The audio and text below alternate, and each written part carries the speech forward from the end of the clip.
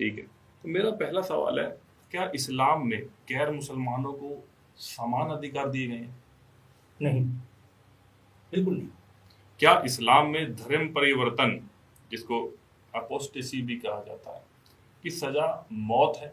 जी हाँ। जी क्या इस्लाम में महिलाओं और पुरुषों के अधिकार समान हैं? नहीं। नहीं। क्या इस्लाम में अन्य धर्मों के देवी देवताओं को सम्मान किया जाता है? नहीं, हरगिज़ नहीं।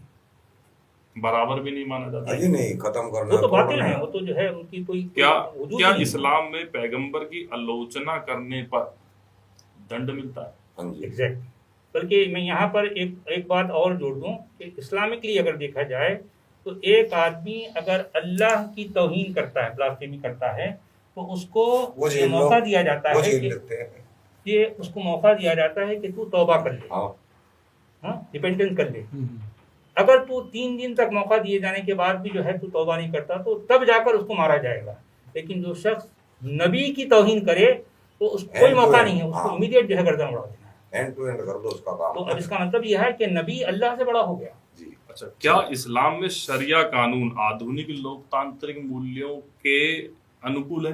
नहीं, नहीं, बिल्कुल नहीं। बिल्कुल भी नहीं है। क्या इस्लाम में बहुविवाह, एक पुरुष द्वारा एक से ज्यादा विवाह मान्य है, अनुमति है? हाँ। अनुमति नहीं, कुरानिकली देखा जाए तो ये जो ऑर्डर है, और मैं ये बात हाँ। यहाँ तक कह रहा हूँ कितने और तक? पूरे कॉन्फिडेंस के चार साथ कह रहा हूँ। 4 तक, मतलब 4 आपका 4 की जो है परमिशन कहते हैं हमारे स्कॉलर, 4 का हुक्म है। 4 का हुक्म होता है। हाँ। क्या इस्लाम में गैर मुस्लिमों को दारुल हर्ब और दारुल इस्लाम के अनुसार विभाजित किया गया है? जी हाँ। जी। क्या इस्लाम में जिहाद का सिर्फ आध्यात्मिक अर्थ है, इसका हिंसा से कोई संबंध नहीं है? नहीं, इसका जिहाद बेसिकली हिंसा ही है। जिहाद जो है हथियार के जरिए से होगी।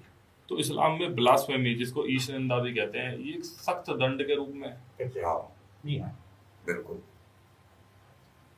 आज भी यानी दुनिया में लगभग 13 ऐसे देश हैं, मुस्लिम देश, जहाँ पर ये दंड है, अब कानून है। मेरे भी कुछ सवाल थे हाँ। मोहम्मद पैगंबर साहब से जुड़े हुए, हम्म, ठीक है, तो आप हाँ या ना में ही जवाब दीजिएगा। हम्म।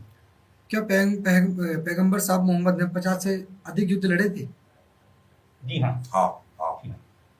क्या उन्होंने 9 साल की आयशा से विवाह किया था? हाँ। जी हाँ। क्या उन्होंने अपने आलोचकों को मरवाने के लिए आदेश दिया था? जी हाँ। हाँ। हाँ। जी हाँ। क्या उन्होंने युद्ध में जीती हुई महिलाओं को अपने सिपाही में बांट दिया था हाँ। जी हाँ। बलात्कार के लिए? हाँ। हाँ। जी। क्या उन्होंने गैर मुस्लिमों को इस्लाम अपनाने के लिए जबरदस्ती की, यहाँ बदले में जजिया कर देने के लिए वाजिब किया था? बिल्कुल। जी हाँ। क्या उन्होंने कहा था कि उनके बाद कोई नबी नहीं आएगा? हाँ। जी। क्या उन्होंने अरब में इस्लामी शासन स्थापित करने के लिए कई कबीलों से युद्ध किया था? जी हाँ। बिल्कुल। क्या उन्होंने यहूदी कबीले बनी कुरैजा के पुरुषों को मरवा दिया था? जी हाँ। 800 से भी ज्यादा। जी हाँ। क्या उनकी 11 से अधिक पत्नियां थी? हाँ, वो अलग से भी थी। वो 1100? 11 11 तक। अलग से भी मेंटेन करते थे। अच्छा, लीगली 11 है। 11 भी हाँ। बहुत। हाँ, पत्नियां भी थी और जो है बांदियां या दासियां लोगियां। कह लीजिए आप, जो भी। आज रखेल के देते हैं सीधा सीधा। क्या उन्होंने कहा था कि इस्लाम छोड़ने वाले की सजा मौत होगी? जी हाँ। हाँ, बिल्कुल। क्या उन्होंने आलोचनात्मक कवियों लेखकों को मरवाने के आदेश दिए थे? हाँ, मारा भी था, शायरों को मार दिया था। अच्छा, क्या उन्होंने अपने अनुयायियों को काफिरों से नफरत करने की शिक्षा दी? बिल्कुल। क्या उन्होंने कहा था कि मुस्लिम पुरुष 4 पत्नियां रख सकते हैं लेकिन महिलाएं सिर्फ एक ही पति रखेंगी? हाँ, जी हाँ, ये बात तो है, क्योंकि इस्लामिकली जो है एक महिला को ये परमिशन है ना, उन्हें जो है इस तरह का कोई ऐसा स्क्रिप्चर नहीं है। इस तरह का कोई सिस्टम ही नहीं है कि हाँ। जो एक महिला एट ए टाइम एक से ज्यादा पुरुष रखे। मतलब भाई लेकिन एक की अगर जो है आदमी वो रख सकते डिवोर्स हो हैं, जाता रख सकते है हैं। या उसकी डेथ हो जाती है तो वो कर हुक्म सकती है है। आदमियों को तो। आदमियों को हर चीज का होगा। हाँ, हाँ, जी, अब क्योंकि पुरुष प्रधान है। अब लास्ट में थोड़ा सा समय के अभाव के कारण चलते हैं। थोड़ा सा मैं ये पूछना चाहूँगा आपसे लास्ट में कि आप दोनों को क्या लगता है कि आपके जीवन के अंदर क्या बदलाव आया इस्लाम से पहले और इस्लाम के बाद में? एक्स मुस्लिम बनकर हमारे जीवन के अंदर जी। हमारा तो जीवन मस्त हो रहा है जी, एक नंबर।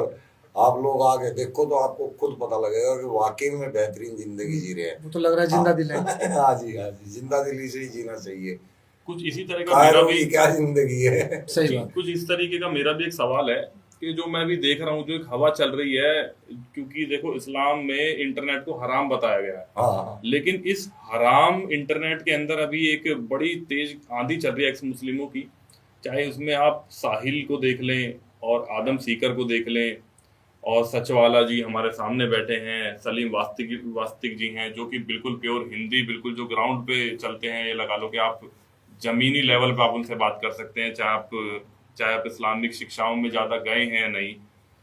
और मतलब इसमें सैकड़ों नाम हैं, और जब भी आप लोग लाइव होते हो तो हजारों की संख्या में लोग आपको देख रहे होते हैं। मैं उनकी जब कमेंट भी पढ़ता हूँ तो ज़्यादातर मुसलमान होते हैं और वो इस्लाम धर्म को छोड़ चुके होते हैं। तो जिस तरीके से आपने आंधी चलाई हुई है, तो आने वाले कुछ वर्षों में एक नया ही चेहरा होगा हमारे देश में और दुनिया में। तब आप इसका श्रेय लेने के लिए बिल्कुल आप हकदार भी हैं, लेकिन इतना खतरा आपने क्यों उठाया? सचवाला जी बताएंगे, मैं बाद में नहीं, बताऊंगा। खतरा तो है, सही बात है, क्योंकि ये काम हम जो कर रहे हैं ये आग से खेलने वाला काम जी बिल्कुल, ये बिल्कुल। फूलों की सेज नहीं है, बल्कि कांटों का रास्ता है। ये बिल्कुल कांटों जो से है, भी ज्यादा इसको हाँ। कहा जा सकता है। One way कांटे track तो है, फिर one भी way ये एक हमारी जान को भी खतरा है, हर लिहाज से जो है। ये आपने सुना होगा मेरा सब कुछ जो लूट गया, लेकिन जैसे तैसे मैं अब जी रहा हूँ, और जो है मुझे इसके बावजूद भी मैं एक ऑप्टिमिस्टिक हूँ, मैं पुर उम्मीद हूँ कि ये हमारा ये काम आज नहीं तो कल रंग लाएगा। और मैं इसलिए कहता हूँ कि दुनिया के जितने भी नॉन अरब जो मुसलमान हैं, जो कन्वर्टेड हैं, बेसिकली वो मेंटल स्लेव्स ऑफ अरब हैं। मैंने अपने आप को सबसे पहले इस मेंटल स्लेवरी से बाहर किया, और मैं चाहता हूं कि दूसरे लोग भी जो मेरे भाई बंद हैं वो इस मेंटल स्लेवरी से बाहर आए। जी बिल्कुल। भाई आप अपने दिमाग से सोचें, जो चीज़ ठीक है, इस्लाम में कुछ बातें अच्छी होंगी, इससे मैं इनकार नहीं कर रहा हूँ, तो जो बातें अच्छी हैं बोले, जो बातें आपको आपकी अकल कबूल नहीं करी उनको छोड़ दें, लेकिन बस। इस्लाम आपको ये परमिशन नहीं दे रहा। हाँ, इस्लाम एक पैकेज का नाम है, उस वो पैकेज तो को लेना ही complete लेना है। पड़ेगा आपको, उससे बाहर जा ही नहीं सकते आप।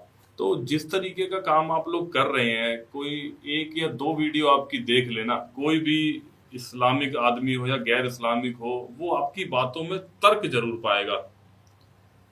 हाँ हाँ हाँ, आपकी बात सही है, यानी तर्क तो होता है, क्योंकि हम सारी बातें तर्क के आधार ही तो और कर रहे हैं। वो तर्क ऐसा होता है कि वो बहा ले जाता है आदमी को। मैंने कुछ ऐसे मौलवियों को देखा जो बड़े ही निडर और बड़े ही पक्के थे अपने ईमान के, और अगले ही कुछ दिनों में मैंने उनकी भी वीडियोस देखी कि उनका भी बिल्कुल ही बदला हुआ मिजाज पाया, वो भी आप ही की तरह बातें करने लगे।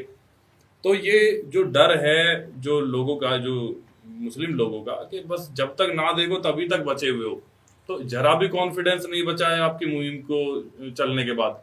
एक बात, जी। एक मैं और माफी नहीं, चाहता यहाँ हूँ, आपके सवाल का ये भी सचवाला जवाब जी का है टाइम कि- हमारे पास बहुत कीमती है, तो अब लास्ट कोई सवाल कर आपसे लें, पूछते हैं फिर- नॉर्मल हाँ। साहब कि मतलब जो हमारे मोमिन लोग हैं जो इस्लाम को मानने वाले हैं, वो सूअर से नफरत क्यों करते हैं? सुअर सुअर से से हाँ जी। इसलिए कि कुरान में 4 जगहों पर सुअर के गोश्त को हराम करार दिया गया है। क्या क्या अरब में उस समय सूअर थे? ना, ये आपका सवाल नहीं। अरब में उस जिस जगह कुरान उतरा है, तो कुरान नाजिल हुआ है, वो वहाँ सुअर नहीं पाई जाती। एक अजीब सी बात है। अच्छा, ये कितनी कॉन्ट्रडिक्शन है इसमें, देखें कि जिस जगह सुअर होता ही नहीं है उसको कुरान 1 नहीं 2 नहीं 4 बार हराम कर हराम रहा कर है, रहा है। लेकिन इसे गुलामी कहा जाता है, इंसानी गुलामी, आप जानते हैं, स्लेवरी, ह्यूमन स्लेवरी। उसको कुरान ने एक जगह भी हराम नहीं कहा गया। पूरा कुरान गुलामी के को लेकर हराम का एक लफ्ज भी इस्तेमाल नहीं करता। आज तक भी नहीं हुआ। उसे जायज बताया गया। हाँ हाँ,